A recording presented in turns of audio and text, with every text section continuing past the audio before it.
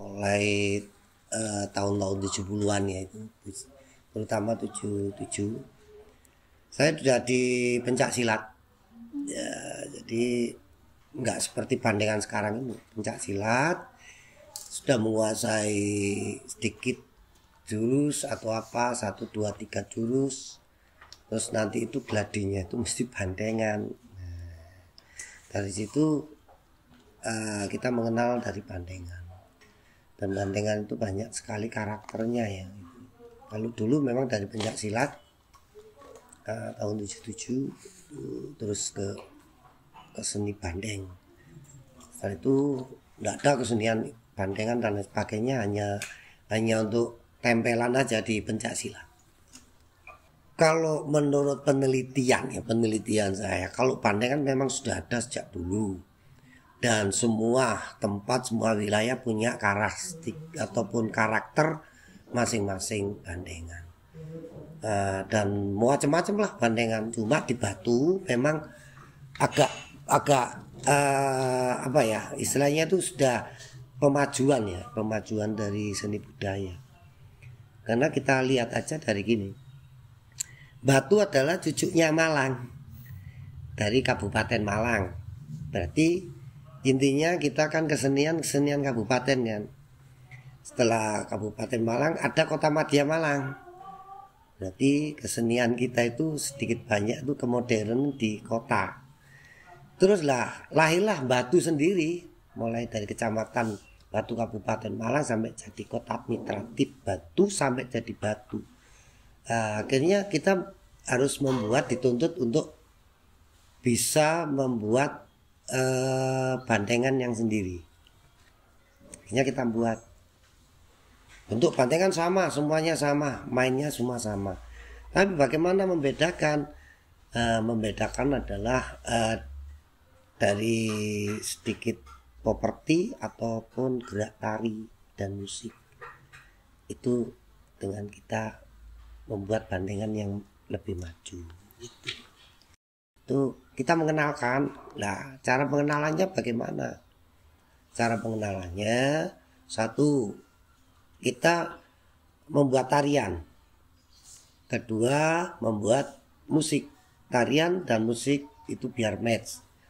Setelah tarian dan musik, kita membuat properti yang dimainkan apa. Nah, yang terakhir membuat kostum.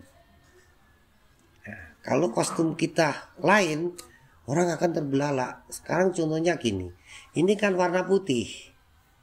Warna putih, semua putih semua. Ya yang dilihat apa putih semua. Coba di situ ada hitam. Loh, lah semua putih lah kok ini hitam? Berarti kita diperhatikan. Jadi kita harus punya daya kreatif, kreasi, dan kita harus punya imajinasi atau insting. Itu cara kita untuk bisa dikenal. Dalam COVID ini kita nggak tahu waktu COVID itu sebetulnya kita mau banyak pertunjukan, banyak job atau banyak channel. Setelah COVID kita kan berhenti. Tapi sampai kapan kan nggak tahu waktu itu. Akhirnya kita lah beralih untuk mendidik anak-anak membuat satu propertinya.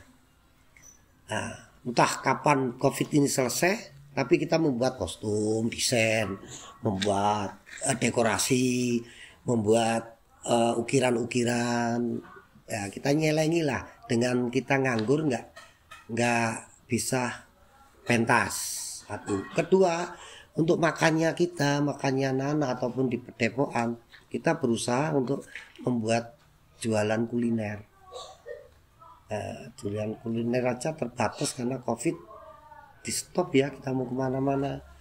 Terus kita jualan souvenir itu aja. Ya ala kadarnya, pokoknya kita buat karya. Itu cara kita. Jadi pertunjukan nggak bisa main, kesenian nggak bisa beraktivitas, ya kita belajar mendidik anak-anak untuk bisa membuat prakaryanya, karyanya.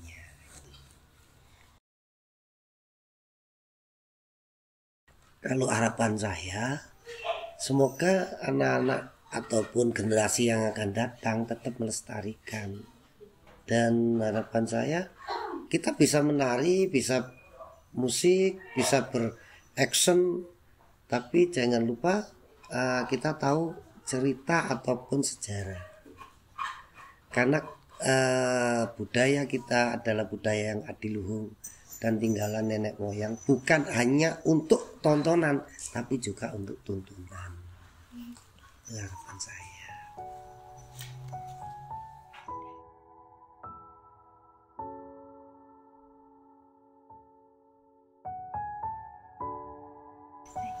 Makasih ya Pak. Ya sudah.